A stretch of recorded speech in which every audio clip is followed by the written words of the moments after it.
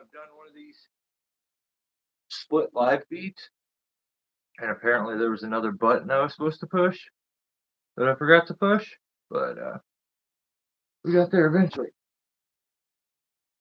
Let me see. Oh, too dark.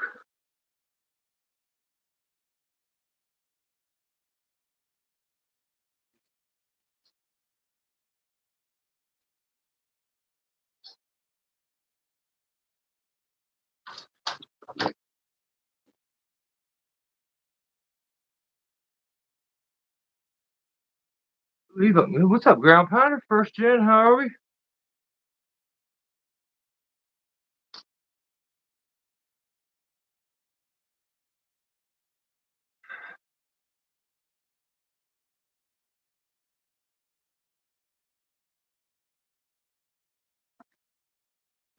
So unprepared for everything. I put everything. I know I brought it out. That's already. Not bad. That's one more. Ooh.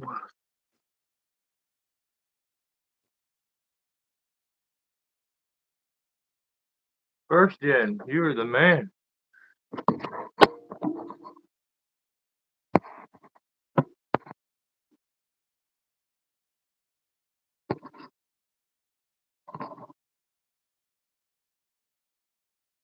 Appreciate you. Get me on. Phone says waiting for host. It may come on now if you go back to the link. Because I think I actually have to start Daniel before you're able to make the link go through. So you definitely earn it, first gen. What up, Ground Pounder? And the wind is so insane out here right now. So yesterday I did a gnarly maple tree that had been topped, and it was so rough. I got there you are, yanked all over the place.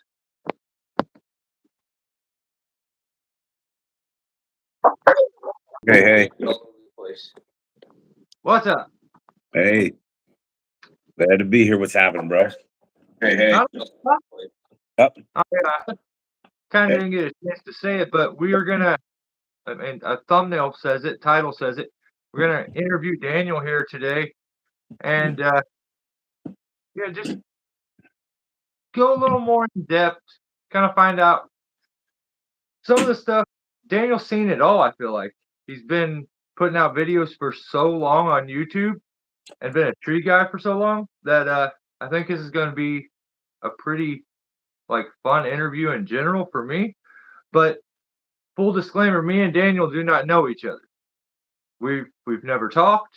I talked to him for a second so that I had his phone number and was like, "Hey, yeah, 8:30." But so we don't know each other. We're gonna get to know each other here for sure. But yeah, we'll just get into it. You what do you say, Daniel? Where are you Yeah, located? we just talked on the phone today for about, I don't know, 5-10 minutes, and it was such a good band. I'm like, yo, we got to time out this and just get to it when we get on a live feed. Yeah, 100%, 100% for sure. So where are you located at? I'm right outside of Philadelphia, the suburbs of western suburbs of Philadelphia. Got pretty sizable trees here. We got tulips that run like, on and out. A big tulip is 110, 115, but some of the real monsters might go to 145, 150. They're kind of rare. And we got, pretty sizable white oaks. We used to have a lot of big ash trees, some red oaks, so yeah, to being in a 80, 90, 100-foot tree is not uncommon around here. Yeah, But I think your tree selection is very similar to mine, actually. Like that's pretty much what we deal with in Missouri. okay. Yeah, yeah, that's tulip are a lot of our biggest ones, other than maybe cottonwoods. But yeah, Yeah. that's all. Yeah, we don't have a lot of big cottonwoods here. That's crazy. That's Yeah. crazy. So Where do you want to Yeah, start here, bro?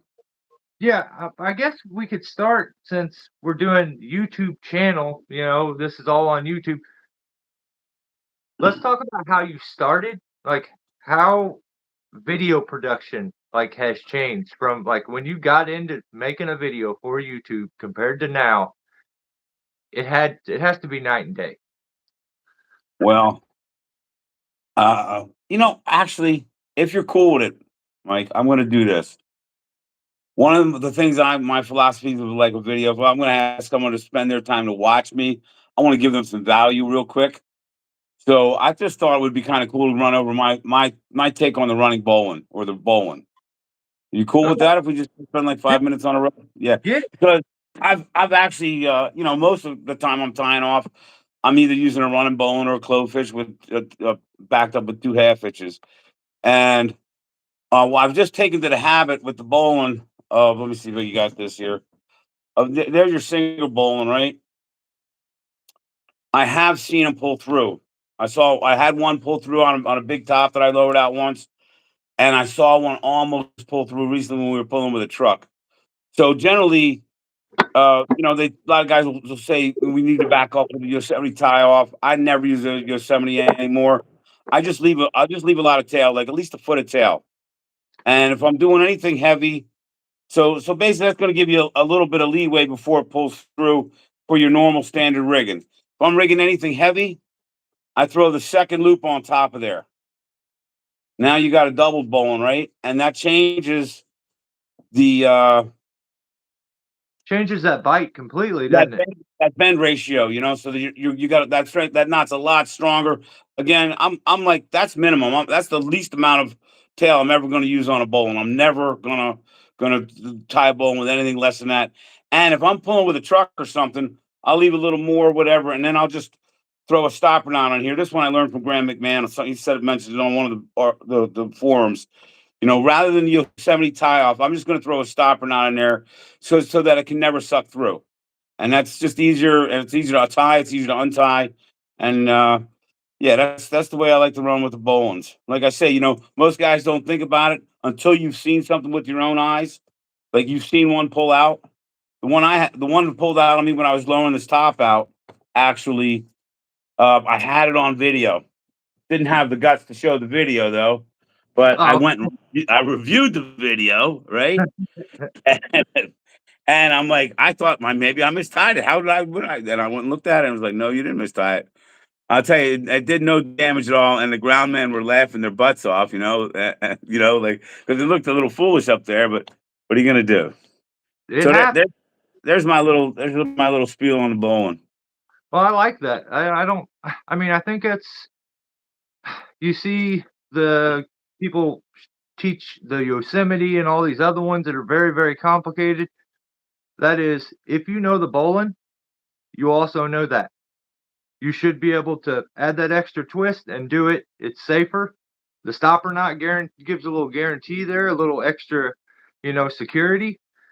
I like it. I think it's very, very simple and effective. So Yep, that's and it's quick all. and easy, and it just becomes habit. That's That's one of the things my mentor used to. I'm just going to let's say his name right out from the beginning of this podcast. His name is John Greer. He used to work for John B. Ward when I met him. It was like 2002. I met him online. I met him on Tree Buzz actually, and we started doing some work together, some side work together. And man, that guy just opened my whole mind up to what was possible as far as climbing and rigging. I'll be ever forever grateful. I don't think I could have made it through the early 2000s in the tree business without this guy. So, yeah. but So anyhow, he used to always emphasize that you should do repetitive things so automatically you don't have to think about them. The way you tie your knots, and like one of the other examples he used to use was like if you're setting your main block on the tree, right, and then maybe you're gonna use some satellite rigging points, whatever. But always think ahead, set that main block right where you're gonna be taking you look at the top. Where's my final cut gonna be to take the top out? I'm gonna set my block right here so that I don't have to reposition the block to take the top out. And it's just one of those little things. No wasted time, no wasted movements. Everything So, and this guy, he was like always ready to go. Like, if you're on the ground there, as fast as you get that rope up to him, you were never standing there cranking your head up, looking up, like, what's this guy doing? He was waiting for you. Where's my rope? So he could tie off and cut again. And this was before a lot of the, um, new innovations in the climbing. He was just that fast and that strong, and just a great climber, a great mentor for me. Yeah, let me say, so the only communication I had with Daniel is I got his number. He sent me a couple text messages, and one of them was a picture of his mentor with Snoop Dogg, which he gets brownie points in my book right from there. Okay. Like that Yeah, was hilarious. So yeah, yeah, the yeah. guy seems awesome. I mean, Yeah. but He gave up flying. He gave up climbing trees and started flying planes. He was doing private charters, and he used to fly Snoop around. that's crazy. That's Um, fine. yeah, I think like what you said there about him. I think that separates a lot of tree guys. You can get through a tree removal or any kind of tree work with very little forethought, where you're thinking ahead. You can get through it. But when you're thinking ahead, like a couple moves always, the way an operation works then is just it's different. It's different. When you got a guy leading like that, it's different. And that's So kind of like what you're talking about, a level of mastery, where yep. things, everything, and for that to happen, right? I mean, I'm not saying anything everybody doesn't know. You got to have the ground guys, and the saws got to be cutting sharp, and the tippers got to be placed in the right. You got to have it everything kind of working together to be able to keep up with a climber at that level. But like, as when I'm in the bucket, I always want one guy, and I got one guy I really like to use a lot. He's my favorite ground man by far. I want him staying with me. I don't want him wandering away and feeding the chipper and me waiting. It's like, and if the climber's not fast enough to keep all the ground guys busy, then they're going to be wandering around. But you couldn't walk away from Big John, that's for sure. Yeah, well, I'm the same way. So it may be something of the older generation where we work that way. Like when I'm on a good rhythm when I'm rigging, I hate when my ground guy goes to, like, help the people we're there to Yeah, do like, this. I'll get contracted out, I'll show up with my guy because I want him running my ropes, because yeah, he knows what I want, I bring him, but he's a hard worker, and he hates to see people working when he's not, so he'll grab stuff and try helping, and I'm like, it drives me nuts, but I know he's just trying to be a good helper, so but, yeah, I'm yeah. the same way about that. It's always a little tricky, because yeah, anytime you're working with people you don't know. This is why there's one guy. I mean, I worked with this guy for 35 years, man. It's like I don't even have to talk to the guy. And no matter what he's doing, he's one step ahead. He just that what that does is it frees up your mind. You don't have to think. One Mhm. less thing you have to think about. This guy's on the ground. I never have to worry if so and so is going to walk into my drop zone. You know what I mean? I never have to worry. Is this guy going to mess up the rope and let this piece swing at me or what? I just never ever have a thought. And most of the time when it's done without even talking, it's just such a pleasure to work with people Yeah. like that.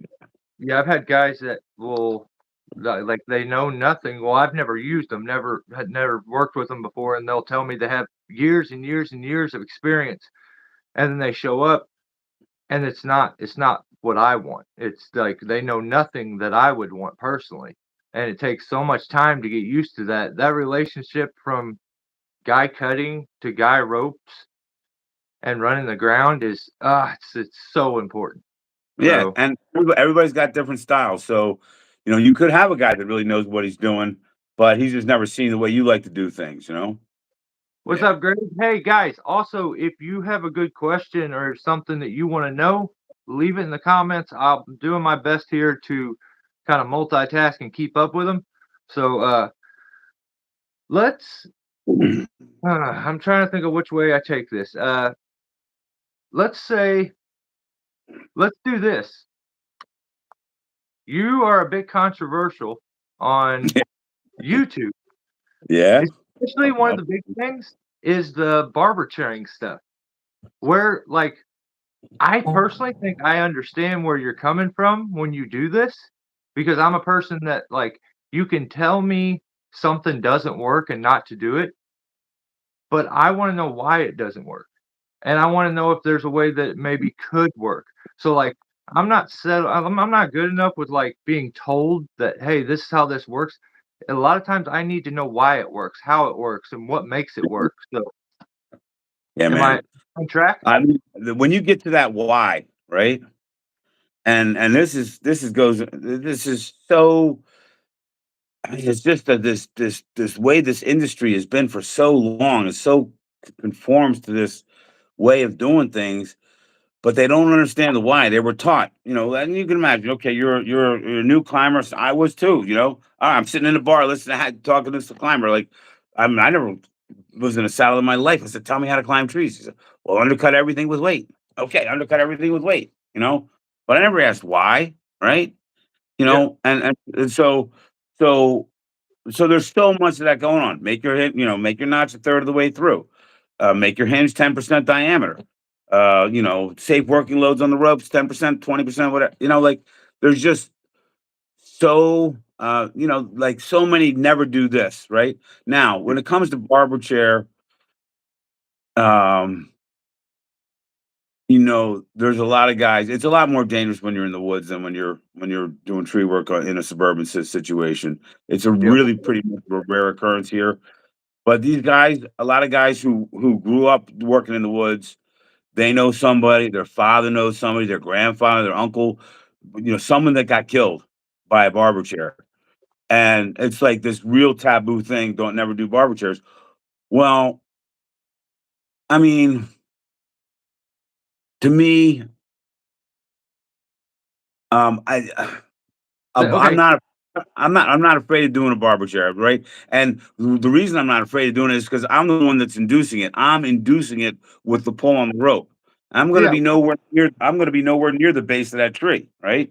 I And learned what from a I've mistake actually or an accident. Why learn from a mistake or accident when you could do it in a controlled manner and get all that knowledge from doing it that way? That's what I like. Like, you're figuring out the nuances by doing it on purpose as opposed to finding out by an accident or a mistake. 100%. And that's has been crucial to me. Actually, where I learned the most about barbershop, I learned the most about how to cut trees safely to prevent barbershop, was when I was trying to induce them purposefully, but just by accident, the way the cut lined up, it wouldn't barbershop. And when I saw one, and then I would go back and through my in my mind, like why over the video, why didn't that happen? I'm like, oh, okay, well, we can actually use that when we're in the tree. Yep. And so, like for example, if you're in a big codom, right? Uh, and this happened to a buddy of mine who's a climber. He told me he almost got killed. He didn't know what a barber chair was. One of the dangers when you're in a suburban situation is if you've never seen one, you never even know it existed, and you put yourself in a position where you're just cutting that big heavy front leader, and here it comes in your face. He was up in a tree and he didn't have his lanyard in. He was making a cut on this big, I think it was a maple or something, this big, co-dominant maple, and the thing just split out and it came right down next to him. He jumped out of the way and he was fine. Well, one of the times I was trying to barber chair this tree on purpose, and I made the cut real low, down right into the crotch of the tree, right of the codom, and it split, right? But then when the piece started going, there was no room for the back half of it to start lifting. It split right against the other side of the codom. And dude, we had thousands and thousands of pounds pulling on this rope, and it was not going to barber chair. And so that's one of the, that was one of the tricks. And I actually put a short video out about it. I didn't really do too much on it, showing that like you can actually rip down into the codom and then start a plunge cut in your notch, and so that if it does pop, it's going to have that backstop there. Does that make sense? Yeah. Yeah, I get what you're saying. Like, I think a lot of people, their problem is always gonna be, "I've been told not to do that. Why would I ever do that? I've been told not to do that. Why would I ever do that?" It's not that you're gonna ever really technically want to do it as much as I want to know how it's gonna happen, what causes it to happen. And, like, especially in those controlled, wide open areas where the risk isn't, as long as you got a good escape route, you're gonna find some stuff out, like, this wood maybe will allow it to go this far, this wood won't. Because when you do all that stuff and you gain that data, when you walk up to one you know already.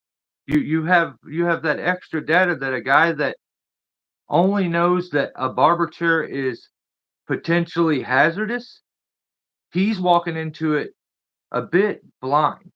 He's just gonna follow the rules he's been told and stay away from it, but what if you get put in a situation where you have to? To know the reaction can help your response, like, whether it's to get out of the way or not do it or whatever it is. Like, I I I don't know, I think things like that I've seen, which I got a kick out of the comment section on videos that where you did that. Like, I could go through the comment section and, like, it's a you can just see. I've never been a firm believer that there's a textbook for everything. I think that is the mindset that gets a lot of guys hurt. You know, I'm so far out of the box, but only because I understand the why. Only because I understand why the rules are the rules, and then when's it appropriate, when you can and can't get away with breaking them. And so I just noticed one of the questions in there, and this is Grounder Pounder. He says, "Why would you ever want to barber chair a tree?" And this is where it gets a little controversial because even though I have learned a lot by trying to barber chair trees about how not to do it and how to make it cut safely, there are a couple reasons why I like the barber chair trees. And I don't do it often. It's the rarity thing, and that's the stuff I like to make videos about. Dude, I've been cutting and rigging and falling trees and dropping trees in tight drop zones for at least 25 years, 22 years, and uh some of the most amazing things I've ever done have never made it to video because I wasn't going to have a camera there to distract me. But I enjoy videotaping the non-conventional stuff. Early on YouTube, man cuts branch falls to the ground. It's just like, okay, come on, guys, don't waste my time with that, right?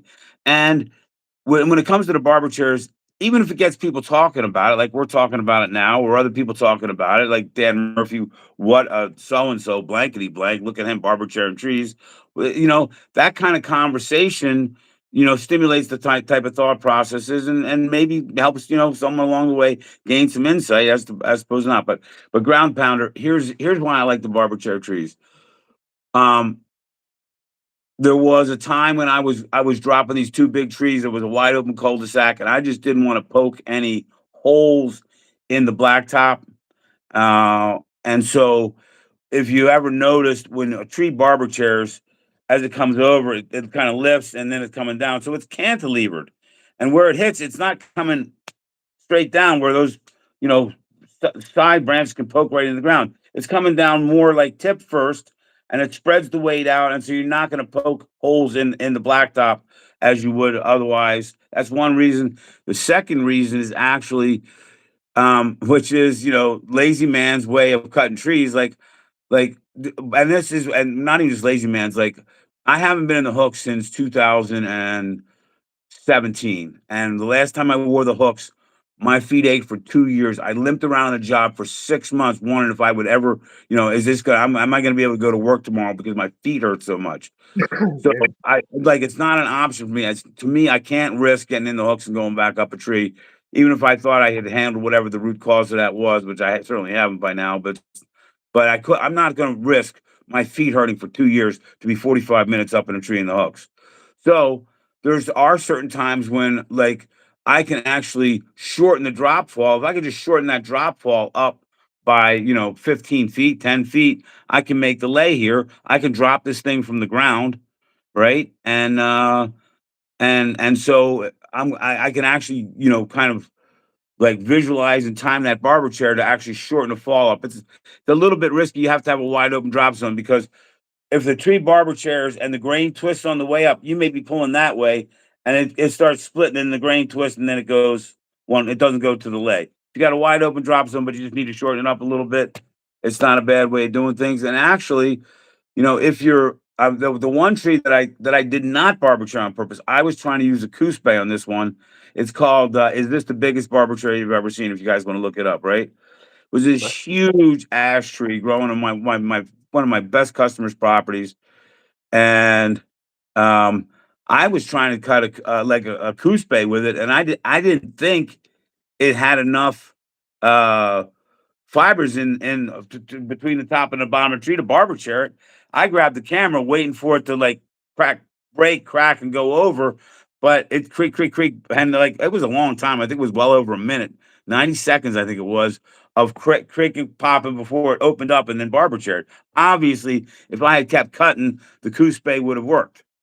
See what I'm saying? Like yeah, it's only because I stopped cutting and it gave the tree that much of an opportunity. Trees, when they split, that's the other thing I learned. When trees split, and this goes for limbs up top and everything, they don't split instantaneously. It's very, very rare unless you have like significant decay or just overwhelming forces. But anytime you're close, you're gonna see a tree take its time, a few seconds. That's why you can cut your way out of a barber chair because you can cut past that weak point and create a new weak point before that first weak point has a chance to split. But where was it's a it? Okay, hard one. so that particular tree, the like, is this the biggest barber tree ever? That tree was like probably 48 or more inches DBH. I bucked that whole tree up with a 24-inch saw. Because the trunk was split. And like I didn't do it on purpose, but it made and then we had the skid loader, the log truck once at 8 foot pieces. That skid loader would only be able to cut maybe carry 4 or 5 feet of ash that was that big in diameter. But now it's split in half. I can cut it 8, 10 feet and carry it out of there.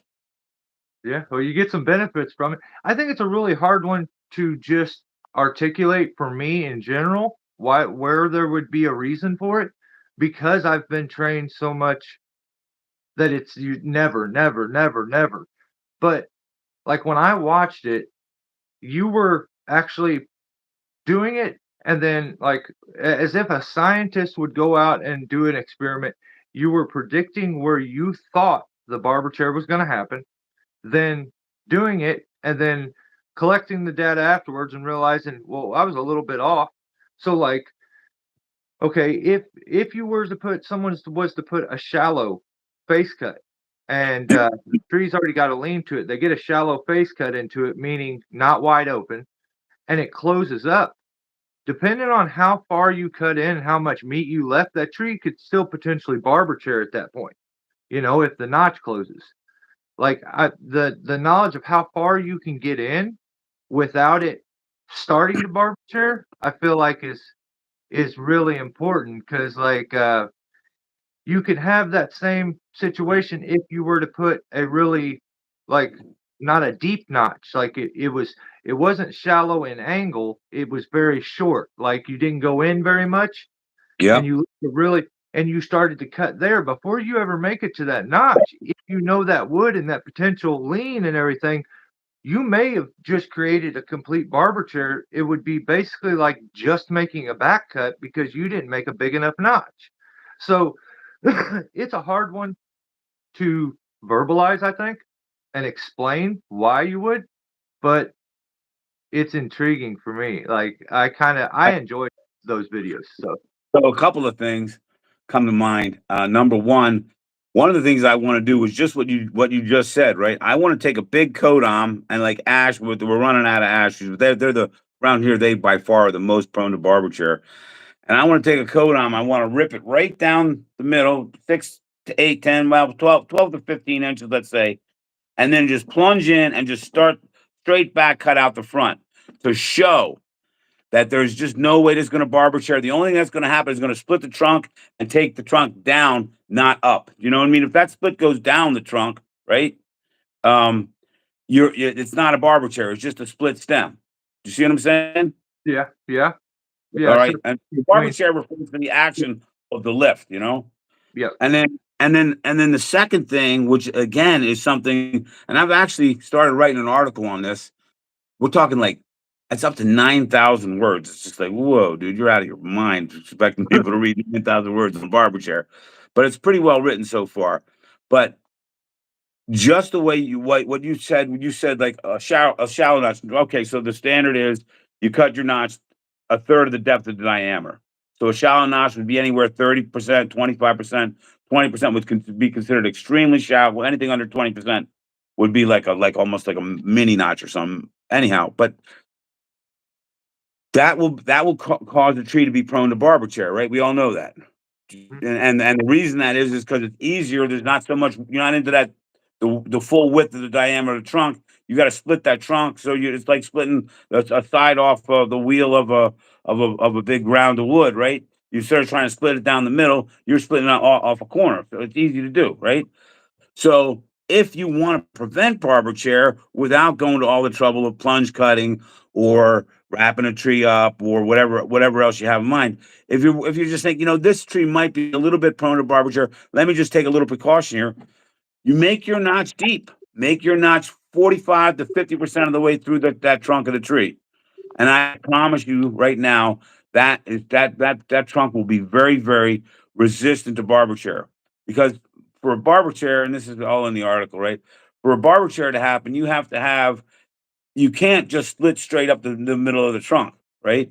It has to terminate on the front side of the trunk. It's got to break off, so it's got to travel across the grain at some point, and so if you're like halfway through it, if it's going to start at the barber chair is going to start at the um end of the back cut, and if your back cut, let's say, so you not cut a 45 degree 40 a notch 45% depth. And then let's say 10, or I really like fat notches, but okay, let's just go to 10. You got 10% width of the notch on top. Now you're 55%. You're more than halfway through the trunk. In order for that trunk to split and barber chair, it's got to split and terminate on the front of the tree. Yeah. So it's going to be that's not where the path of least resistance is going to be. Path of least resistance is going to take it right up the grain of the tree, right up the center of the tree there until you've lost any kind of leverage to split the trunk. If that makes sense. So that's a little intellectual for you guys. Maybe we should start on something else. Who do you Yeah. want to bust? You said you. Yeah, I who, thought who I was should we bust thinking on here, man? Let's give somebody a hard time. well, okay, here we go. Let's do um I had a question. Where did I put that? Oh yeah, there was a video you just put out a few months back. So you've seen rigging rings be developed. And I find it like I'm so jealous that you were there to witness it and see it happen and like as they were coming in and being done. You weren't? I know I just was one of the first guys that got a hold of some and just was hooked. But I was watching all the stuff that I was watching your stuff and like notice you were involved. August was there and like no, I just am the guy that liked them and was an advocate for them from the get go. So I mean David Driver, the yeah, X Man, Arbor X, right? yeah, He's yep, he's the ring guy, man. That guy changed the industry.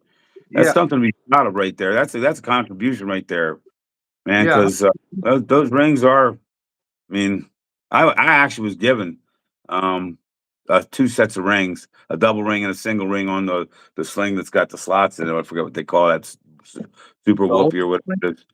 Yeah, I love those things, man. I was given them by Tree Stuff gave them to me, and that was really? pretty cool. Yeah, that was. I think I forget how that went down. Like I was writing an article, or no, I was doing a video that was going to be published on this outdoor TV, streaming thing, and I forget. I must have.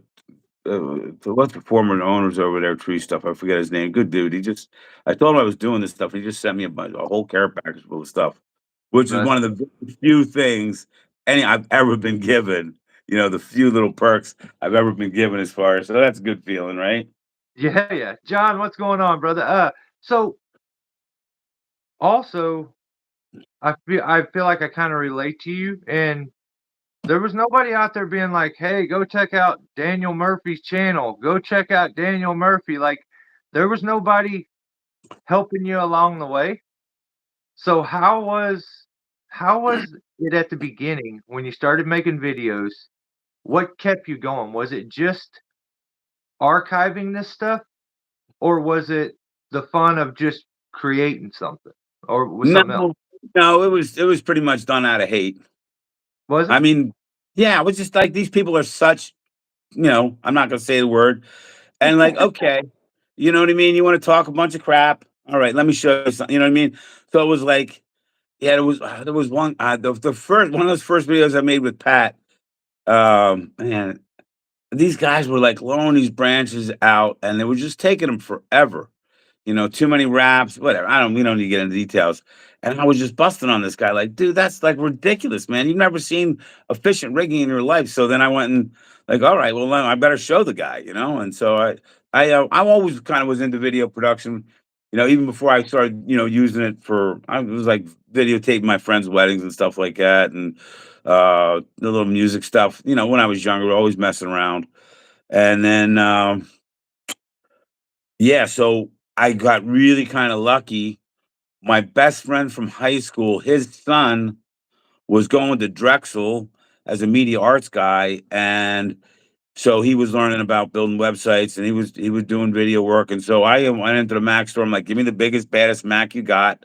This would have been God, what year was that? Or, 2009 maybe, or 8, 7, something like that, 2010. and yeah, and I still have it sitting right over here, this computer, and, this kid would come in. He was making like $10 an hour as like a summer job working at the local pharmacy. I'm like, well, I'll pay you $10 an hour, come edit some video for me. And the kid and I got along great. And I'd go out and I had like a couple of mini DV cameras, Sony's, which had really good sound. So I could be in the tree and be talking, and the camera's on the ground and still pick up what I was saying, which was cool.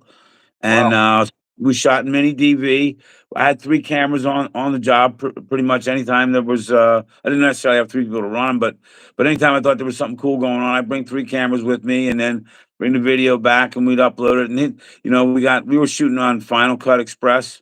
A buddy of mine got bought it, and can give one a second copy to somebody. So he gave me that for free. And then the kid, every time he wanted to like look up something, he would just look up, go to do a YouTube search, how to do this on Final Cut Express, and up would come the video. I watched him do that long enough to where I kind of learned it. But all those early videos that had like some nice graphics and had some decent music to it and all that stuff, that was all the editing skill of this kid. He graduated from college, went on to his career. I've only talked to him maybe a couple times since then. And some of those, I just every once in a while I go back and watch some of those old videos. I'm like, man, that's some of the best video I've ever made. Like by far, this is great stuff. So I guess I kind of got like I didn't have the energy personally to jump in like that, like August, man. What he did with video editing, just off the charts, man. So like Yeah. I didn't have that type of focus and attention, and so I pretty much like started just hanging back and not putting a lot of stuff out. Like 2009 to 2012 was kind of my sweet early spot, and then I stopped putting a lot of videos out. I think I actually had more. Hot sauce 101, Jack. Yeah. He's a logger, right? Yeah. We're all watching each other's subs. You know what I mean? I actually got more subs than him for a minute, and I was catching Reg, and then I stopped posting, and both those guys just totally blew me out of the water, and I became like what I think was almost irrelevant. I wasn't putting much anything out, and then eventually I'm like, you know what? These guys are getting too far ahead of you. You don't want to just be completely irrelevant. So then I just started bringing the camera out with me, the phone, and say, "Hey, look at this tree, folks, and here's what I think about this tree." And then every once in a while, I finally got a GoPro and did a little bit of POV stuff, and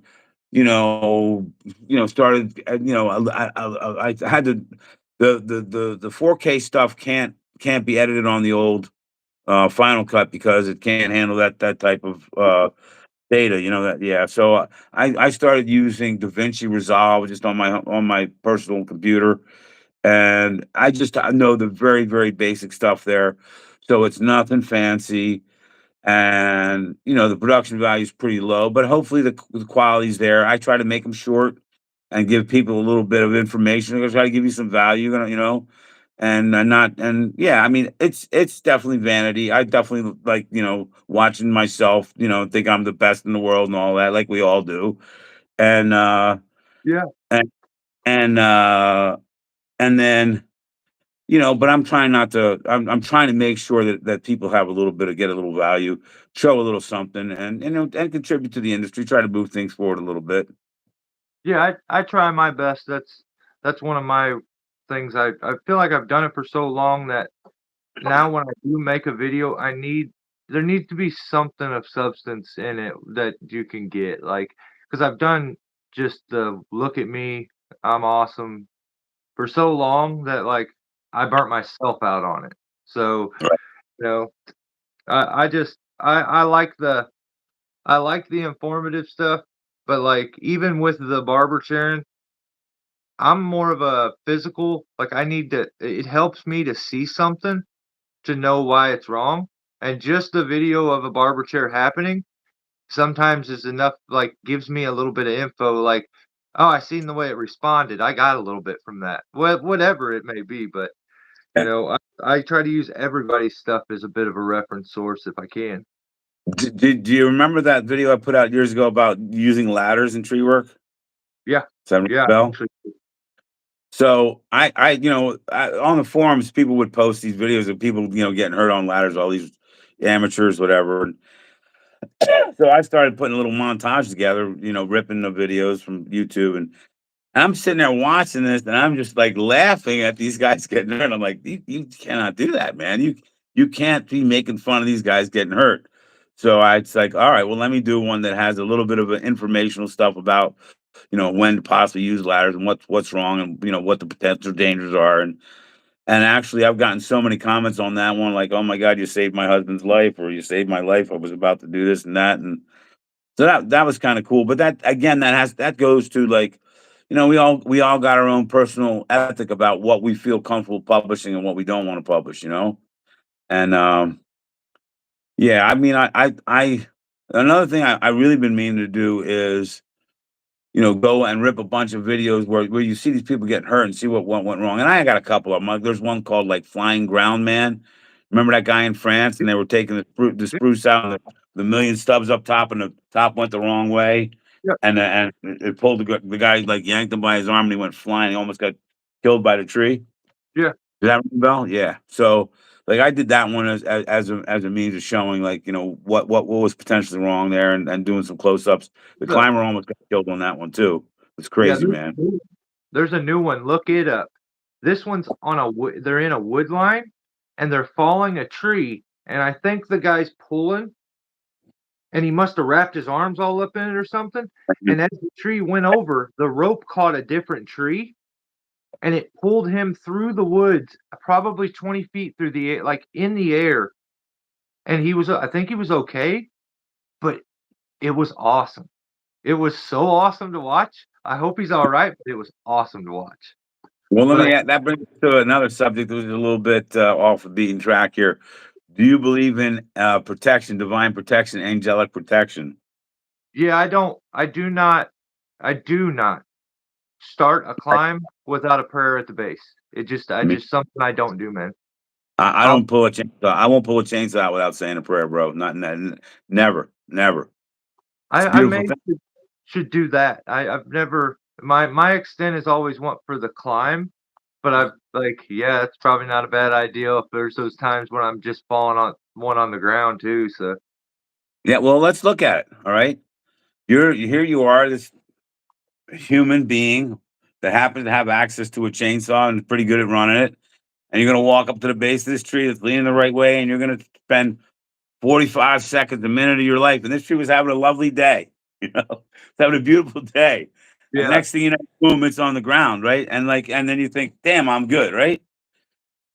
Like, there's a certain kind of humility, I think, that's in order here when we're cutting trees. For me personally, I had a lot of Native American kind of holy men teachers when I was younger. They're not really around like they used to be, but you know, the Native American perspective is really tuning in, like, hey, man, like, we're all part of this living web here. We're all part of the creation here, and Mother Earth is, the being here that we all are walking upon and existing upon. And all beings here. There's a harmony. There's a flow to it, and you're going to kill this tree this day. And guess what? You're going to be killed someday yourself. You're going to be the one that's going to be hitting the ground that one day. Yeah, And so 1,000 years from now, no one's going to care about you, and no more than anybody cares about that tree. So that death being the great equalizer there, I think, before you go out and kill a tree, or even go start whacking away on one, um, it's good to just, and if you don't believe in God or whatever, that's fine. You do it in your own way, but just go up there and send some energy to the tree. Thank the tree for the gifts it's brought to this earth. Thank the tree for being part of the whole emergent ecosystem, all living beings that we share this beautiful world with, and ask the tree respectfully, "Hey, this is my job. I'm come here to cut you down today, and I ask for your forgiveness. One day I'm gonna give away too. In this, we're all equal here. So we wish to do this in a harmonious way that all beings here may swirl in peace and harmony." And I found that really helps the job go a lot smoother because you just get into the right mindset, like you were talking about, where everybody's in the flow, and then there's a certain, I don't know, respect due there, that yeah. there's a lot of these guys are pretty macho, and they just think they're the baddest thing in the world. And I don't have that illusion anymore at 65 years old. You know what I mean? Like, I can barely walk some days, but this hip of mine just started acting up in November.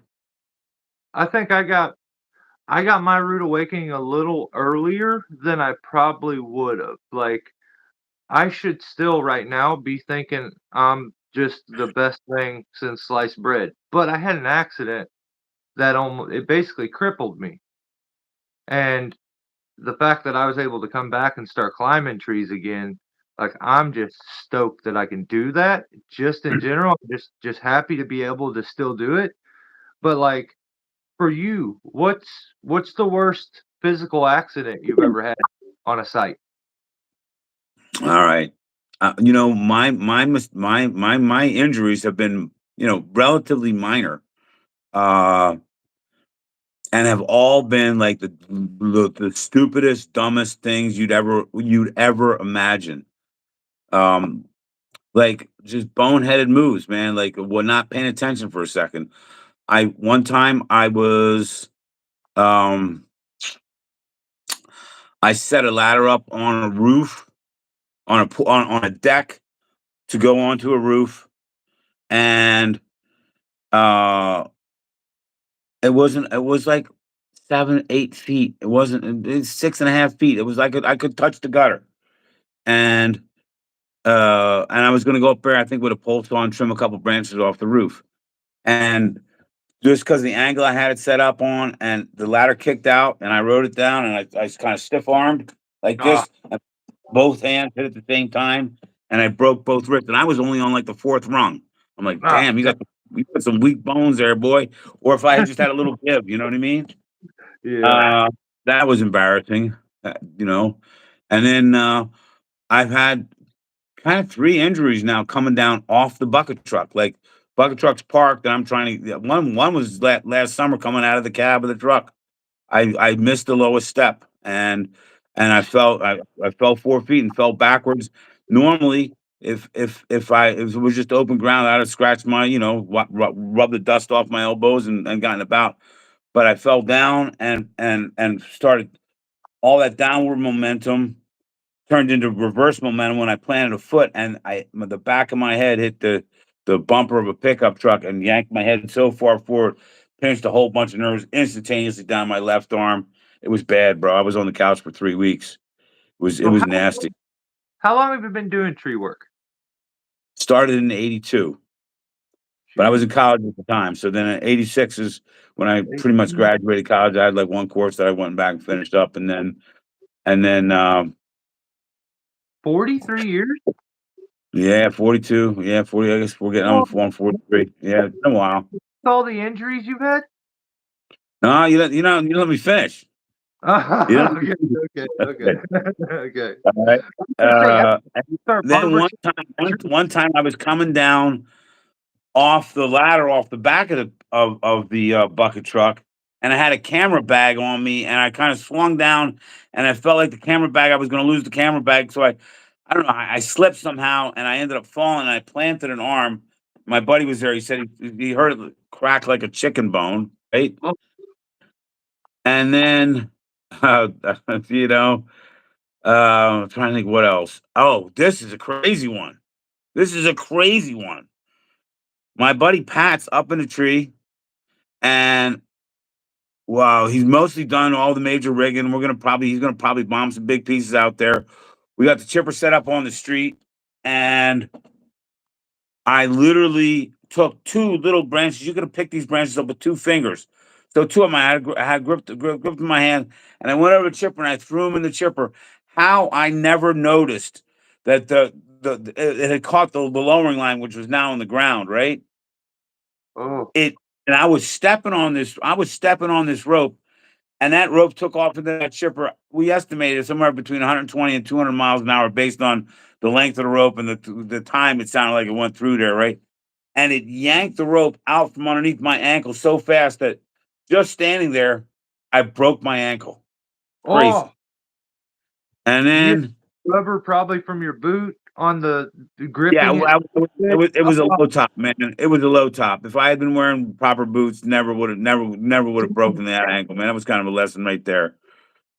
And then, I mean, if we're full disclosure, full honesty, dude, I made like the most boneheaded move of my career, I would say. Again, I don't like this is the kind of thing that makes you think, wow, maybe you are getting a little too old for this stuff, bro. Maybe, wow. This was like 2 weeks ago on Tuesday. So what's today? Wednesday? This is yeah, 15 days ago. I was helping my buddy out at his house in the bucket truck. As I told you, I don't know if I told you, my hip started acting up in November. I had the other one replaced in 22. So this one went bad fast though. So I was having a tough time like straddling the bucket, coming out of the bucket one foot at a time. So I would kind of lean back, prop both my feet up in this kind of vault over the far side of the bucket to land on the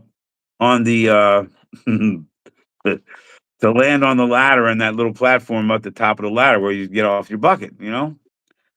I was talking to him. We were done the job. I was late for an appointment. I had to run.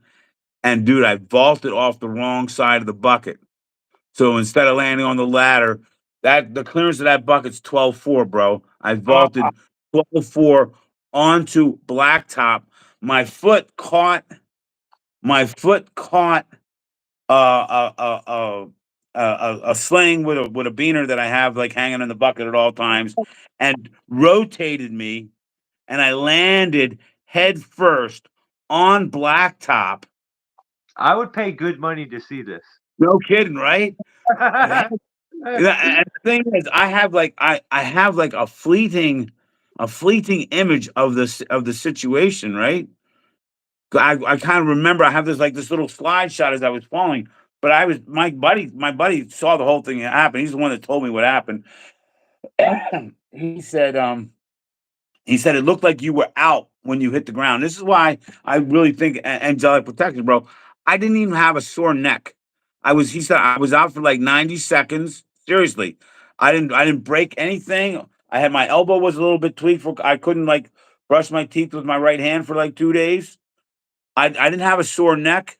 The hard hat, I got actually you can see that little that's like Yeah, the inner cap on the little tab on the inside of the hard hat, kind of yeah, poking me in the forehead there. And my left side was kind of tweaked. Like when I would stand up, I'd get like these burning shooting pains. Once in a while, I had to sleep in the recliner for a couple of days. But I basically had a date with my girlfriend the next night. Couldn't drive, so my buddy drove me. And we did all our things what we normally do. And 4 days later, I was back to work. 3 days later, I was back driving. 4 days later, I was back to work.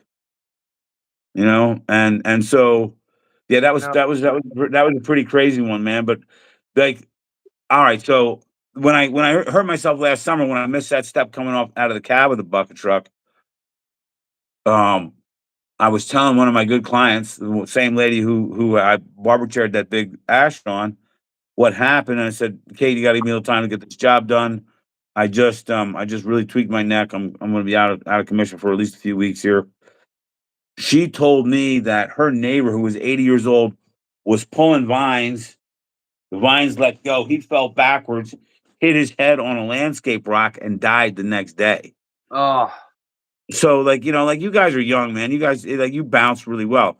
The older you get, man, the more careful you really have to be about falling and like, like getting up and down out of that bucket truck, especially if you got a compromised hip or whatever, something's not as flexible. I mean, a tree climber, it's not so much of an issue. You're in such good shape anyhow that you guys can.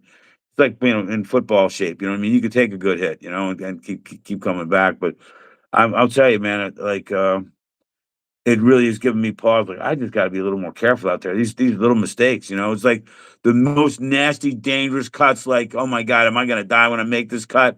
Never had a problem, not one time. And and I've done them over and over and over again. And that's and just, it's always the little stuff that kind of got me. yeah, that's what I always tell people, like, I try to avoid at all times even getting on a ladder because I feel like I have done so much with tree work and doing things and climbing things I should have never been in and got away with it, that I'll be the guy that falls off a step ladder and dies one day. Like, No, don't say that. it's just that would be my luck because, like, I have a great uncle, he was riding around in his yard at about 5 mile an hour with his son on his lap on a motorcycle, and he laid it over and hit his head on a rock and died. Yeah, Like, right. Yeah, so man.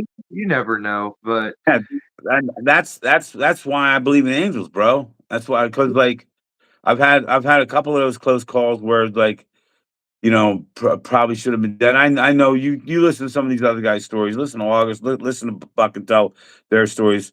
We all should have been dead a bunch of times, but we're still here. You probably the same way. yeah, And I think as long as you got a reason to be here, that the angels will step in. You're serving God some way here. The angels will step in and protect you. yeah, for sure. What about monetary accident? What's like, you ever had a hiccup where you had to replace something?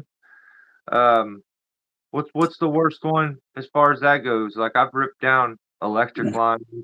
I actually had a log go the wrong direction and hit listen to this shit. I I was going to push a log over, and it was a short one, but it was a big, thick, like, just it was a massive oak. I got it way down with a bucket, and we want to tip the log over. Well, the guys asked if I could tip it the other direction towards the house to make it a little easier for them to carry because I was tipping it downhill, Right? and I wish I would have tipped it downhill because when I tipped it uphill, it went into these people's garage and poked a hole all the way through their brick garage. And I knocked on the door and told them, and they said, "No, that was like that." And I was like, "No, that I just did it." They said, "No, it was like that." And I was like, "What?" And I argued with them, and they refused to have me fix it. They said it was like that. So, like, that was just pure luck, but Trip, I man. I goofed up. I've had many, many goof ups like that where you gotta pay something silly. What's, Yeah. what's Most of one my stuff is most of my stuff has all been small stuff. what about It look you if you look at a lot of these videos, it looks like I'm taking chances, but I'm really not. I mean, I'm not taking big chances. I I like, for example, I jumped this one at oak top of this oak tree like 15 feet to clear a Japanese maple, and then there was a little shrub in front of it, a little evergreen shrub. Well, I knew I was getting over the maple. If there was any chance that I wasn't getting over the maple, I would not have made the cut. But because that maple's irreplaceable, 30, 40-year-old Japanese maple, right? So and I cleared the shrub by whatever, a foot or two, and it made it look like I'm some kind of genius. But I really wasn't taking that much of a chance. I hit a air conditioning system with a stump grinder one time. I oh shit. wiped out this guy's sidewalk one time. That was another boneheaded move. A lot of times I'll build a a bunch of padding logs up so that when I can drop something across the driveway or whatever. And I just didn't put enough padding logs there, and it hit this guy's the tree. I mean, a tree went to where I wanted it, and and then God, I ended up years and years ago had a co-dominant ash tree. I was trying to take them both together. The one started going early, so I pulled it over. But when I pulled it, I cut the corner off the other hinge or something. And then when we pulled that one over, dude, it just took a left-hand turn and swept the corner of the house, scratched up the gutters. I think it ripped the screen off the house, and I don't know if it was shingles or a little bit of siding. My buddy came over the next day and fixed it for like $650. That was embarrassing. But the client, strangely enough, ended up. This was 20 years ago, so $650 a lot more than it is today. But the Yeah. client ended up referring me $10,000 worth of work because I went in right in afterwards, like straightened it out, fixed it. Right, Gotta it was a good look. So you that gotta was be kind of straight up. that was a learning experience. And Yeah. then I'm Every just time trying to. I have one of those mistakes, I'm always in that I'm the shit mode. That's usually when it happens. I'm the man and Dude, yeah, you yeah, got to stay humble in this business. yeah, If you don't, you will be humbled. I guarantee that, man. I guarantee it. I was yeah. plowing snow one time, and I'm thinking to myself, "Damn, I'm good plow. I'm such a great snow plower." It was like boom. I backed right into like a big. You just trashed the back of the plow truck. Oh my god! Like okay, there you keep thinking like that. See how much good that gets you. I'll tell you another funny story. This is another thing. I actually have the video on this too, but I'm probably not going to post it. Um, and I have to look for it even right now. All right. Well, I went and looked at this job, and it was 5 big ash trees. And I really wanted to do the job because it was right in my wheelhouse. We could back the bucket truck up there. Uh, and I know the guy. I knew the guy was going to be tight. Bottom line is, he had a price of $10,000. We ended up doing this job for like 5,500, I think. And he had another price of 5,800, which I told him I would beat. But anyhow, we're trying to get to the dump before it closes. I was in a hurry. I wanted to take the tree that was leaning out. Let's say to 12 o'clock. I wanted to take it to 9 o'clock to get into my client's yard. But the neighbor's yard was like right there. It had a pretty decent drop zone. There was some trees on one side, and there was this fence on the other side. It was a 6 foot shadow box privacy fence, right? Mhm. And it was all falling apart. It had been like, they put like a bunch of 45s along the fence post to keep it from falling over. And the piece of the real deciding factor there was my client told me that neighbor only goes in that house for two weeks out of the year. That house sits vacant 50 weeks out of the year. And I'm like, okay, you know what? I gotta take this top now. It's like 3:15 now. I gotta get this top out of here and get this other truck to the dump by 3:45 on a Saturday, or we're not gonna be able to finish this job. And this tree's leaning out the right way. I think I'm good here. And dude, over and over and over, I watched this video. Like, how did this top not go my way? Like, that's one thing. When things happen unexpectedly, I'm always want to know why. Then get back to knowing the why, man. And it doesn't even have to go wrong. It just can go unexpected. So I didn't Yeah, expect it to go that far. I didn't expect it to let go so early or whatever it was. I want to know why. yeah. And this one, man, I got the video on it. I got the GoPro on it, and I still cannot figure out why this happened. But anyhow, I had a window between, let's say, 12 and 2, right? So I'm aiming for 1 with the top of this tree, and we're talking like, you know, 20-inch cut over, like a big top of this tree, maybe 45, 50 feet tall. And if it goes to 12, right, it's gonna wipe out like 5, 6, 7, 8 sections of this fence, right? And all the fence posts. And I don't know why. Again, I still do not know why this tree did this. No pull line. It looked like it was leaning the right way. The notch was faced the right way. Maybe the back cut. I couldn't tell you. But anyhow, this tree doesn't go to 12. It goes to 11. Oh, It goes to 11, right? oh, And because it goes to 11, it doesn't take the whole fence out. It goes through one section, And then one of the side branches a little further up takes another section, like 2, 3 sections out up, takes another section of fence out. I go on Facebook Marketplace that night. I find someone who's giving away an old ratty looking shadow box fence. I take the stump grinder trailer down there. I load 5 of these sections up. We take them back there. My boy who's helping me, he's got a nail gun in his truck, right? It took us longer to pick up the old fence than it did. We put the new section in there, pop, pop, pop, pop, pop, pop, pop, pop, and walked away smelling like a rose. My customer never knew it happened. The guy who owns the house never knew it happened. And if you had put a new section of shadow box fence in there, people be like, "Wait a second, what's up with the new sections here?" But Yeah, this fence fits perfect. So yeah, I've gotten away with some stuff over the years. And so again, it really has to do a lot of it's risk versus reward. Like you know what I mean. Like if you think this is not going to be that expensive. Like if that was a brand new fence, if that neighbor was like out there watching me, yeah, I would have been like, okay, we have to come back tomorrow and finish this job because I'm not gonna take this chance here, you know. But yeah. I had a mistake just recently that it took me 2 weeks, and I obsess over things.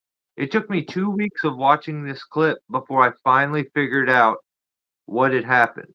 And I no don't know kidding. why it took me so long, but it did. It took me 2 weeks, and, like, it finally hit me. "Oh, now it makes sense." Some movements that I made, I put my arm over the rope, grabbed my saw, then crossed my lanyard over the rig line, and then I somehow got wrapped up in it, but, yeah, the footage, being able to watch it repeatedly, even though it didn't technically show what I did, it showed enough of my movements, I was able to figure it out. But I had one where you were talking about making a crash pad with logs. Well, I fell this big sycamore, log onto a crash pad of wood, and I don't like falling it onto where you cut it into 16s and just have a pile. I hate that because one goes flying out and gets slung somewhere. So I try to 100%. always, yeah, stick with bigger logs when I do that. But one piece flew out and it flew towards the house. And I was on the back side of the house. It flew towards the side of the house. And I don't think, like, I didn't think it hit. So I run around there to look and I see there's holes in the siding that are where they're busted up, and I'm like, "Ah, man," and the piece is sitting there, and I'm like, "Damn, I didn't even look to see if the pieces of siding were on the ground. I thought I did it." And I'm like, I got pissed for a while, and I went inside, and I went knocked on the door and then told them, and I was like, "Well, how can we do this?" They was like, "If you can replace the siding, that would be great." And so I spent a week finding this particular siding. Then I had to go have the paint made to match. And then about 2 weeks after that, I actually watched the footage, and I Right? touched that house. No kidding, right? Touched it. And there Yeah. were holes all in that siding before I ever started. But I just have that mentality that karma will get me if I try to get one over on somebody. So Right. But I to be honest. don't tell on yourself when you didn't do anything wrong either. No, yeah, I goofed up That actually reminds me of a story. We were we had this big beech tree that was down across this creek, right?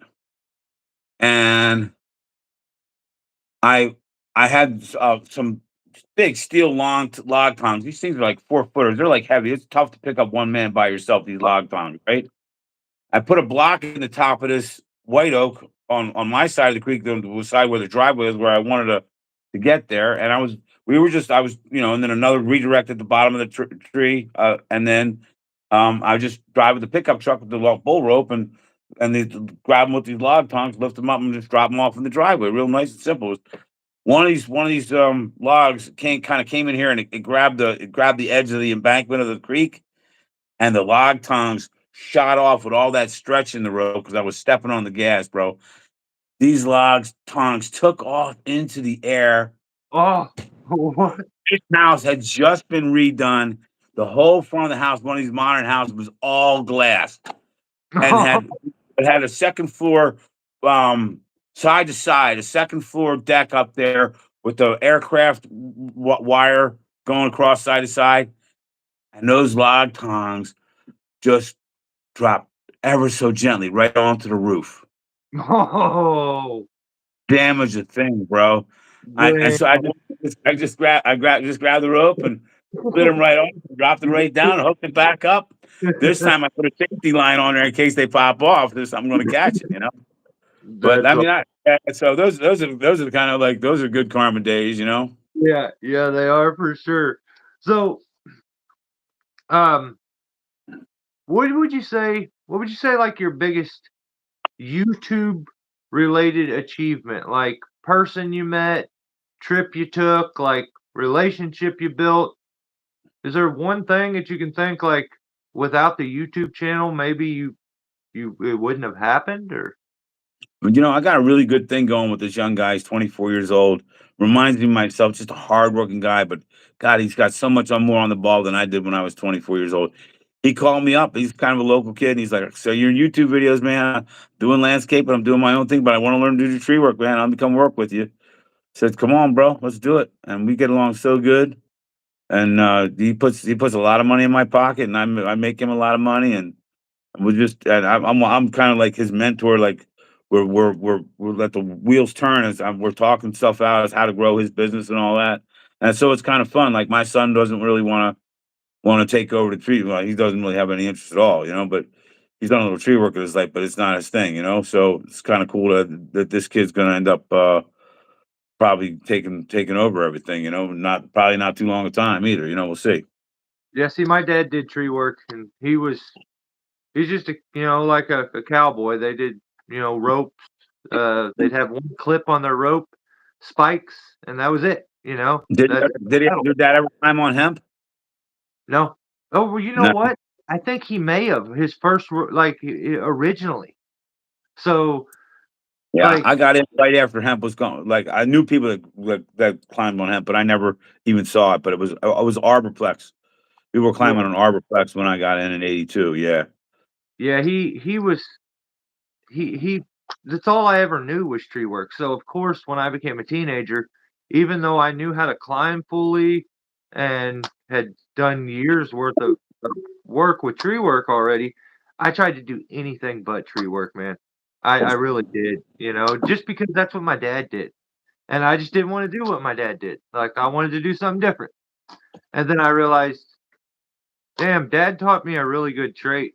And like he kind of set me up and I'm kind of wasting it because I'm not much good at anything else. So I'm kind of probably forever grateful that my dad kind of taught me along the way and he gave me the basics. And definitely without those basics, I probably wouldn't have been able to learn anything else. So yeah. There's no question about it. Second and third generation guys have just tremendous advantages over people that just had to learn it on their own. There's just because no one's going to care about teaching you and letting you know all their secrets, every little thing they know. Like your yeah. dad, he's gonna want you to have that. The rest of us, when I was a kid, no one was telling anybody anything. Yeah, I was just talking. One of the things I've always wanted to do since I started the YouTube channel is do like a, a series of how to learn how to climb. But I am so far away from learning how to climb, I don't relate to it anymore. I don't That's know what a person who was just yeah, starting out would want to know. So I have yeah. my ground guy, and I thought, there's the opportunity. Teach him how to climb, answer all the questions he comes up with, and maybe do it that way. So that's something I've been stewing on here lately is trying to 100%. figure that out. I know exactly what you're saying. I Yeah. remember like a time when Bruce Lee wrote a book, and he's like, people have asked me, to write a book on martial arts, and like I wouldn't even know where to begin to tell you how to start in martial arts. It's like it's all just so much a part of me. I don't even remember the that's I'm gonna have to reach back into my memory banks to try to go there. But the same thing sometimes with chainsaws. Try to if I was ever sit down and say I'm gonna write an article about how chainsaw safety or chainsaw techniques, whatever. It's just so much easier when you're watching someone, making the mistakes, and you're pointing like this, hold like this, and you're definitely not. You need to get that thing leveled with the ground when you're getting close, and back off the throttle, like all those things. When you're watching someone do it, that uh, come to mind that it would be hard to do, and that's another thing. as far as doing any kind of teaching in this business, you really have to be in the heart of it yourself. You can't like I mean, not only has the technology changed, but I would never try to tell anybody how to climb a tree or I have some older stuff I wrote about the philosophies involved, but never the technique stuff. Like I could never do that, man. You have to be I can't do that by memory, you know. You Yeah. have to be out there doing it every day or close, on a pretty regular basis, you know. Yeah. Yeah, for sure. Yeah, I All know. right. So Well, how are you boys doing? Are they happy over there or are we boring them? What do you think? no, I think my chat totally froze. It does that sometimes, and I think my chat froze a long time ago. But I think we still got 20 people here. Let's do this. Couple more questions, and then let's do a part 2 some other time, That's cool. What and you want to do, bro? yeah, and pick it Yeah. up again. Um, what would you say your highest profile client you've ever had? You work for anybody real cool? Yeah, not like I wouldn't even if I had it, probably not. I don't think anybody would know, but I probably wouldn't tell you even if I did. Oh, But really? probably no. Yeah, I'm not gonna drop names like that, you know. Right on, right on. Okay.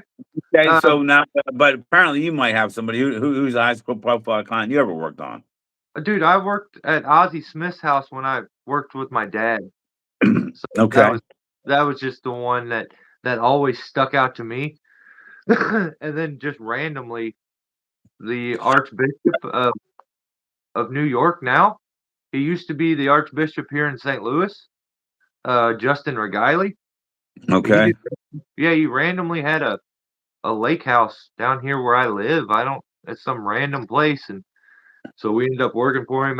That was a day that I felt like I had an extra superpower because he, like, did a prayer with us before we started, and I felt like, "I'm untouchable today," and I'm like, "Nah, dude, I gotta get out of that mindset because." better get out of that mindset.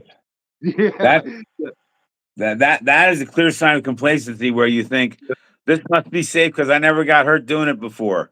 Instead Yeah. of the reason you never got hurt doing it before because you never thought like that before. Yeah, 100%, 100%. Alright, well, alright, next time that we do one of these, we gotta talk about all the people that have you blocked, and I wanna know all the juicy stuff, alright? And, we'll go into the whole spiel. We'll get more into the YouTube stuff because, like, I wanna talk about eventually how you can't give constructive criticism nowadays. It's not allowed. Like, me personally, I would never leave a comment on someone's page that I wouldn't say to their face.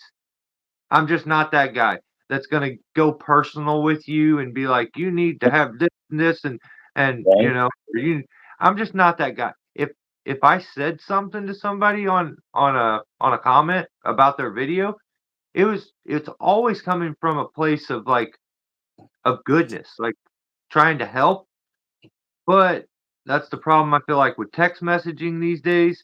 You can read it however you want, and you could make me come off as even more of a dick. So, like, I find that stuff fascinating because you've been on here for a very long time. I'm sure you've probably helped a lot of people, angered a lot of people, and some people maybe they're indifferent to any of it. But I I'm fascinated by that whole thing. Like, the character that you create doing the social media. Like, and I kinda wanna get into that maybe next time, a little more into that, with some of them other questions that I didn't really get into. Get But into it now, bro. Like, don't be like stringing that well, along, man. That's worth getting into well, now. well, if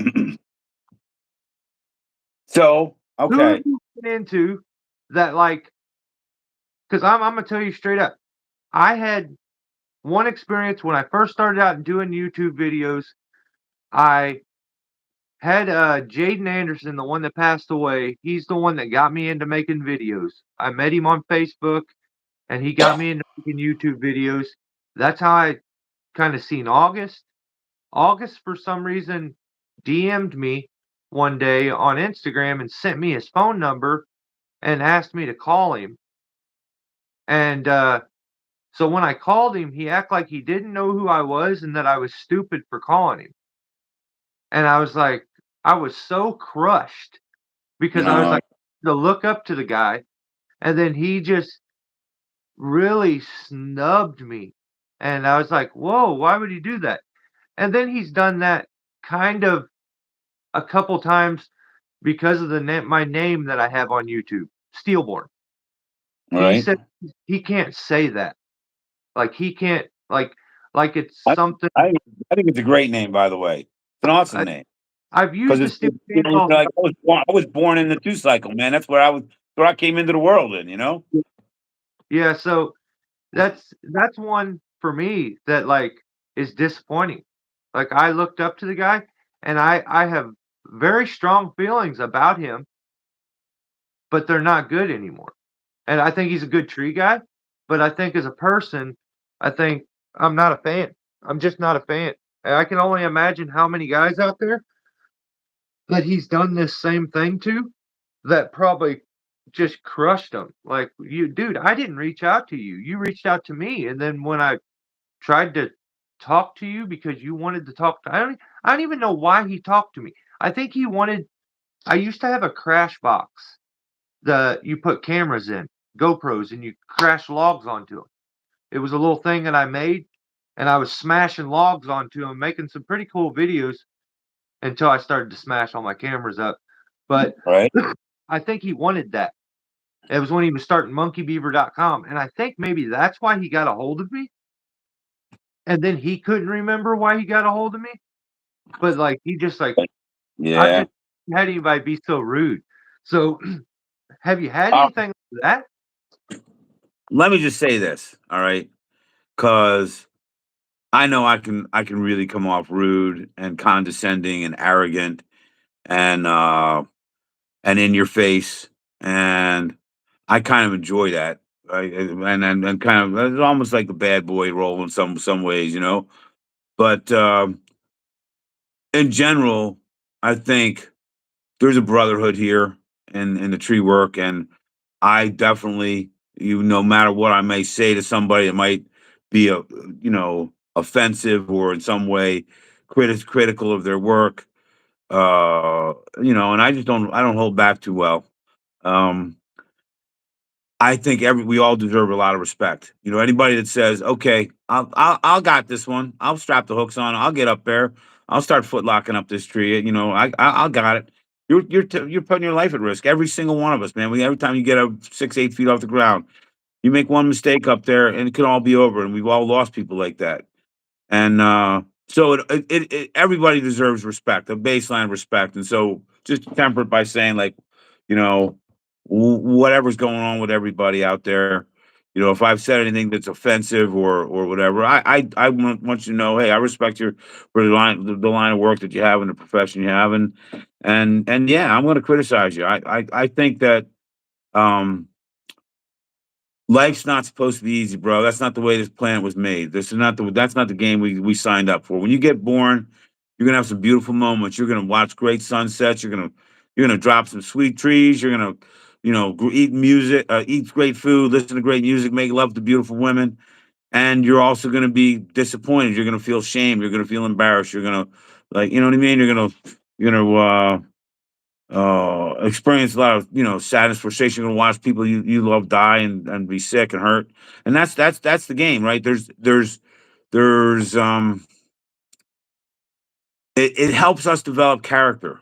When if everything's too easy, there's no character developed. If you never had a challenge in your life, had to overcome something, never did something really difficult and challenging, then you're not gonna develop a lot of character. And that's one of the problems with these kids these days. Like, I got picked on a lot when I was a kid, and I thought, wouldn't it be nice if the world wasn't like that? And I see the way these kids are today, where it's not okay to pick on these kids. And they're like, I had a guy walk off a job one time. I just gave him a dirty look. Just gave him a dirty look. He got up and walked off the job. Like, you can't look at me like that. I'd like they're just they're just I don't know. They're soft. They're weak. Yeah. They don't have any heart. They don't have they never had to work. They never these kids say, "Oh, boss, man, we worked so hard today." I'm like, dude, You've never not only seen did we work hard today, You've never worked hard in your life, and you don't even have any experience. You don't even know what hard work is. Yeah, We got loaders and bucket trucks and chippers that'll suck 14-inch branches down. You know what I mean? We used to have to like drag all the stuff out of the back of the yard by hand. We weren't even using hand trucks at the time, and rolling the wood out, carrying it out, and cutting it up, and throwing it. Heaving three guys heaving it on the back of the truck.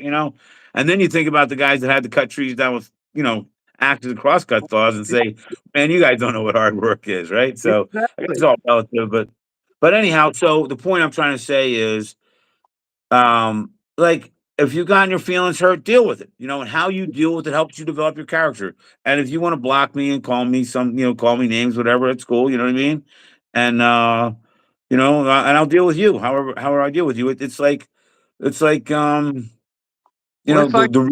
the reason for the existence of evil. Without evil, there's no free will. yeah, Without evil on the planet, there's nothing to kind of swim against. There's nothing to be that good for, because yep, it's like that's the duality, the dichotomy. And so if I get in your face and I say something that offends you, then that's just part of part of your lesson as how you want to live your life as a human being. yeah. As I far think as August goes, as far as with August goes, I have a huge respect for August, and he did say a couple things to me that were a little offensive in an email and hurt my feelings. And but I'm certainly not holding it against the guy. I really admire what he's done, both the contributions he's made making these videos. He's inspired so many people. And then you see the relationship he has with his coworkers. He's got a great family life, and he's got that the monkey beaver thing, making equipment that really serves people, serves the industry. He's doing a lot of good things, and yeah, like nobody's perfect. I'm not perfect. He's not perfect. And such is life. I'll let it go. I'm not gonna dwell on it. My son lives out now about an hour away from him. I promised the kid I was gonna go out and visit him before he moves in June. I'll probably call August up and say, hey man, you wanna get together here, and we'll see how he deals with it. yeah. See, I felt the same way. Like it was more of a personal jab. Like okay, like it didn't change the way I looked at him as a peer in the industry at all because I still don't miss a video. I don't go to the expos without going to the stand and buying all of his merch. Like, I still support 100%, but I'm like, "Damn, you know what? That interaction right there, that it probably did me a service because I don't want to ever have that interaction with somebody else. I don't want someone else to have met me one day and walk away being like, 'That was pretty lame.'" Yeah. So it may have it may be a blessing in disguise for me. Maybe make me appreciate my first interactions and the way I kinda interact with people because 'cause I've had people tell me, you know, it blows my mind. I'm a very simple dude. I'm a very private guy, and when I have people be like, "Well, you influenced me this way," you don't really know who you're influencing. You really don't, and it's always kinda humbling when you run into those people, so, yeah, I don't know. Like, I love to troll people. It's very fun, like, and it's because that's where I came from in tree work. That's what we did. We teased each other all day when we were Right. on, and then nowadays you can't say anything that's not positive or you get blocked. So I just don't relate to it, I think. I heard I just was watching a video earlier. This woman, Teal Swan, she's like, you know, you can either be polite or you can be honest, Yeah, right? Like, and you make your choice in this world. How do you want to be? Do you want to be honest? Do you want to speak the truth? And I like, there's some guys out there that are really nice guys. They come across as really nice guys, and I'm a little more careful with my criticisms of those guys. I want to say, hey man, like you should think about it like this or the other thing, as opposed to like, God, dude, you got no business being in the tree business. Like I don't want to be too hard on those guys. But whatever. I mean, people have said a lot. I mean, dude, I get a lot of nasty comments on my videos. I don't know about you, dude, but but that's what I feel like I should be able to say a if, few things. well, yeah, and you should be able to take a few things. That said, you know what I mean. If those comments are, um, if you're going to criticize something that has a, like, yeah, you weren't wearing your seatbelt. You know what I mean? Like, okay, well, and that, give me a reason why. You know what I mean? And Yeah. then we could discuss that. Maybe have a conversation about that. But if you're just out there, just throwing mud, which so many guys have done at me over the years on the online forums as well. It's just like, I don't know, man. Get a life or something. Like whatever. Man, I I'm a confident, secure man these days is like it's so offensive to most men that it brings their insecurities out. And well, no, I wouldn't say most men, to a lot of men these days. If they run into a guy or they see a guy on YouTube that's very confident and knows, like he's just, you can see in the way he conducts himself that he's a confident guy, they hate it dude, because I got kicked out of a church oh, because God. I got kicked out of a church. Like they just didn't want to deal with like a healthy masculine guy that could just hold his own. Like this woman was trying to boss me around. I just looked at her like, well, I'm not going to stand up because you told me to. What do think you're gonna, I'm fine. I'm sitting down here. How do you know my hips not bothering me? They didn't like that. Well, I also was talking to the pastor. I'm like, you don't have one strong masculine guy in this church. You're all just a bunch of big wimps. And he's like, yeah, don't come back. I'm like, all right, fair enough. Fair enough. And Yeah, I mean, that's actually part of what's going on in the whole society. Like, we don't. It's not okay to have a strong masculine energy, and it is insidious, bro. yep. There's no real strong masculine role models in the childhood movies and all that anymore. Everybody wants to be soft and yeah, and no one wants to offend anybody or to be the strong guy. It's my buddy thinks it's the Chinese plot trying to make us all weak, so when the day comes, they can just roll right over us. Maybe it may be, man. I can't make no sense of it. I mean, that's one thing I kind of harp on. Like, I'm I don't care what anybody says about me. I really don't. If the rest of YouTube hated me right now for the rest of my I'm not it's not gonna really change my life. I'm gonna walk through it as confident as I am right now, but I feel like I I I do enjoy trying to reach out to other guys and, like, let them know, like, "Hey, it's okay to walk through life like this.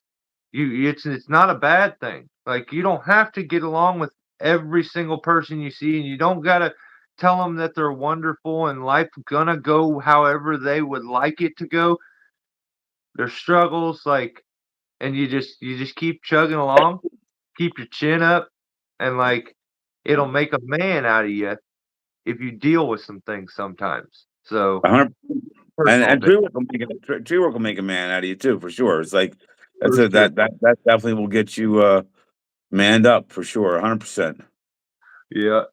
Well, man, hey, Right. uh, let's do a part 2 because like, we didn't talk about you being on, like, the cover of magazines, and there's so much stuff we didn't get into.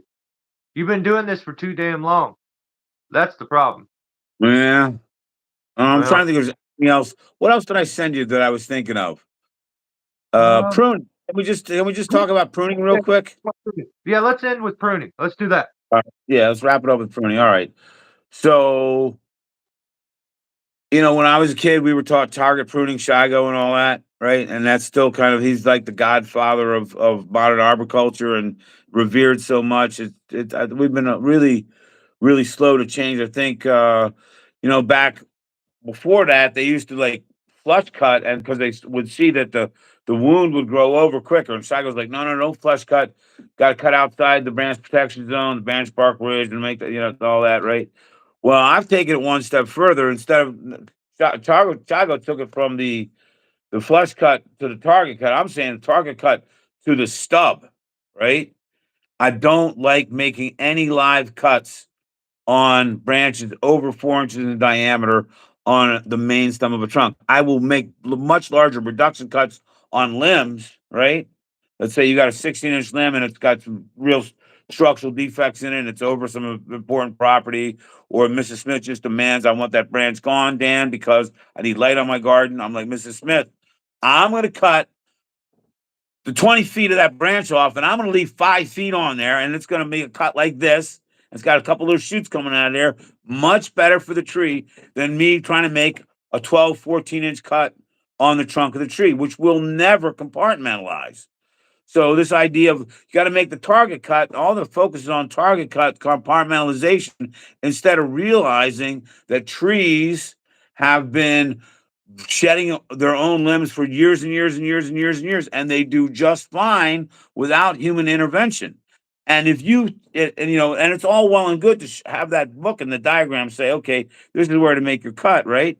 Now you get out into the field. That's not the way the branches are in the real world. That's not the, and you take like 10 guys that will all know what they're doing, and you give them this funny looking branch. Say, where's the target cut on there? You're gonna get 3 or 4 or 5 different places to cut it.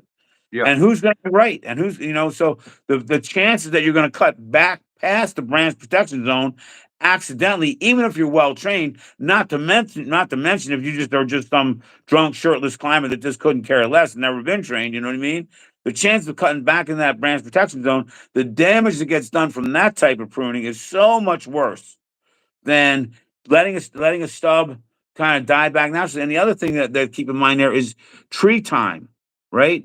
So when a tree is going to shed a branch off, it may take years and years and years for it to make up its mind that it's going to drop that branch, and then slowly, build up the chemical reserves, build up a big shoulder around the outside of the branch, right? To strengthen that area because there's going to be a weakness in there. Well, if that branch is still there and it's not cut off, then the tree can put all this extra growth into growing this wide shoulder around um the branch, which is going to be a stronger. If you ever split firewood, you split those portions of the limbs where that are or that shoulder area around deadwood, right? That's very very hard to split. So structurally it allows the tree to make a stronger area around the weakness, and you've given the tree time to set up chemical barriers. So even if you leave a stub, sometimes the stubs will regrow, new sprouts will come out of there, and you could prune them 5, 10, 15 years down the road and maybe make them look decent. But the worst thing that's going to happen, a poorly attached branch union at a cut on a flush cut stub, well, not flush cut, but on a stub, is going to be that branch, that small limb. Now it fails and breaks off, but that's not going to go through anybody's roof and kill somebody. But you make that big 14-inch cut on a tulip tree that's 24 inches in diameter and it's 75, 80 feet above you, and that weakness there goes, and that whole thing comes over into Mrs. Smith's living room. It could be a problem. So I think I do, and having the bucket truck, of course, it's like the path of least resistance. It's easier for me to go out to each all those branch tips, step up and make a few cuts on those branch tips than it is to go inside there and try to make those target cuts on the trunk. So it works for me, but it wasn't until I threw like this is easier for me. Then actually Guy Mayer did a presentation on pruning storm damage where he was saying if you have a storm damaged branch, don't cut the whole thing off. Just cut back past the broken area. Try to find like a node or some type of imperfection that shows you that I don't even think that's important. I think the branch will figure out where it wants to grow from itself. But you know what I mean? But don't cut the whole thing off. Don't make that big wound right on the trunk there. Yeah, that makes sense. It's like you're basically the healing and damage point. You're taking it where if you was to keep it out here, you're in the canopy.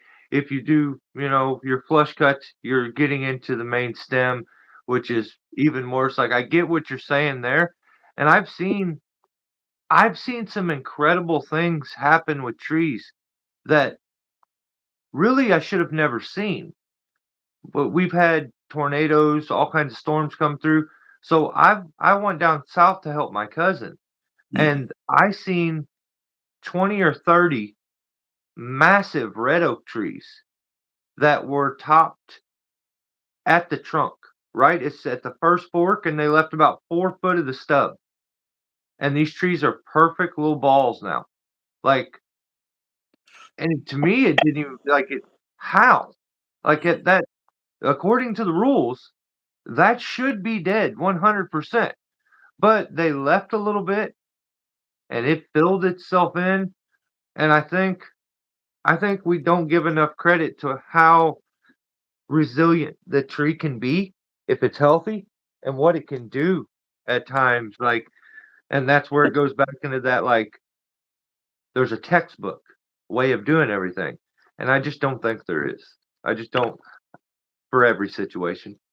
Yeah, dude, I've been out of the box for years and years and years. I know exactly what you're saying, and it's true. The species of the tree, the condition of the tree, the sun, the amount of light the tree's getting, all of Region, these things will really, yeah, will really matter. How far back you can take that tree, and I've seen the same thing. I did this 3 years ago for another one of my favorite customers who was getting solar panels, and it was all being subsidized by the state, but they had to have an X amount of exposure to sunlight. And she's like, that tree's got to go down to here. I'm like, oh my God. Oh, that's an oak. You can't do that to an oak. And I went in there and whacked it so hard. And I keep going back to look at it. And it's sprouted back out. It's doing okay. My neighbors, when I first moved into this neighborhood in 2002, man, they had someone come in there and whack these sycamore trees. I mean, hat racked them, big trees too. And I'm like, oh my God. They came right back. You would never even know these were these unless you were, yeah, 24 years later. You can't tell that these trees were topped. yeah, that's They it. did really well. But in general, I'm not. I don't. Please don't be saying Dan Murphy is promoting No, topping. What I will tell you though is that if you notice in storm damage, a lot of times, and summer limb drop too. What are the limbs that are going in summer limb drop? It's always the longest vertical, horizontal lowest limb or the lowest couple of limbs. They're out there in the snowstorms and the ice storms, and they're reaching for the sun in that open area. Well, just take a little bit of weight off those branch tips, man. That's going to be the straw that takes the camel's back. And we had an ice storm here in 2014 that no living person around here remembers anything worse than that. And I saw what the trees I did reduction pruning on, how marvelously they handled that ice storm. And that's the thing that really made me the consummate believer in doing the reduction cuts. Take some weight off the branch tips. Don't be making large, live cuts on the main stems. yeah. And of course, that's hard to do if you're climbing and you got to go after the tip of every branch, but it can be done, that's where the athleticism and these modern climbing techniques really make things hugely different. It's so much easier to climb trees now, I think, with the single line, from what I can see, because there weren't too many people that were climbing trees like my mentor when in 2002 when I met him. But it seems like I've seen a lot more climbers can get it done there. You did mention one other thing though. You mentioned who I would want to climb with, or who I want to watch climb. Do you remember that? Yeah, name a climber that you would Yeah. always you wouldn't mind him being on every job site, like, who you like being on a job site with? So I'm kind of curious. There's some climbers I want to see in action person because I see their videos and I want to see their stuff. There's one Derek Martin. Do you know Derek? Does that I name don't. ring a bell? He's a No, Pendle guy. He's a Pendle. I think he's a contract climber. And I love his attitude. He seems like he's got a really good attitude. And I mean, it looks like he knows how to climb trees to me. So I'm curious. I'd love to see him at work. Um, and then there's another guy who probably you're gonna have a hard time find. No, you probably I doubt you would know him, but man, I love the way this guy rigs trees. His name is Kyle Musser. I think it's Musser. You can check him out. I'm pretty sure he's got a bunch of Instagram videos, and he's probably yeah, I a think little bit on YouTube. You know Kyle? yeah, I think I do. I think on Instagram, though, it's not YouTube, right? Yeah, it's pretty sure it's Instagram, man. Dude, this guy rigs out these monster limbs that my mentor used to do, and I like to do, and he just swings them out, and it's gorgeous, man. And Okay. then there's a couple guys I think that are worth mentioning just because I like their attitude so much. I love Rion Round stuff because the guy's just always so happy. You know what I mean? And obviously his professionalism, I mean, it's just unparalleled, right? And I'm trying to think who else. God, there's some other guys that just have really good attitudes. Oh, I love Reg, man. Reg Yeah, Coates, just a yeah, good attitude, man. Great attitude, and he's always been real, kind and supportive of me and my videos, and because I think he gets them. yeah, Maybe some of the guys are jealous. He doesn't have to be, but yeah. yeah, there's some good guys out there. Those are. Oh, and I love Jack Hot Sauce 101. You know who Yeah, I'm talking about? yeah, Yeah, Jackson stuff, man. I love his stuff. So if yeah, you for guys sure. haven't checked anything, I'll check them out. All right. Peace out, brothers. Love you all. Catch you next time. Man. Be safe out there. Keep your wits about you, man. And Right on. let's check it back out another time soon. Love you, bro. Sounds good. Take Love you. Have a good one, bud. See ya.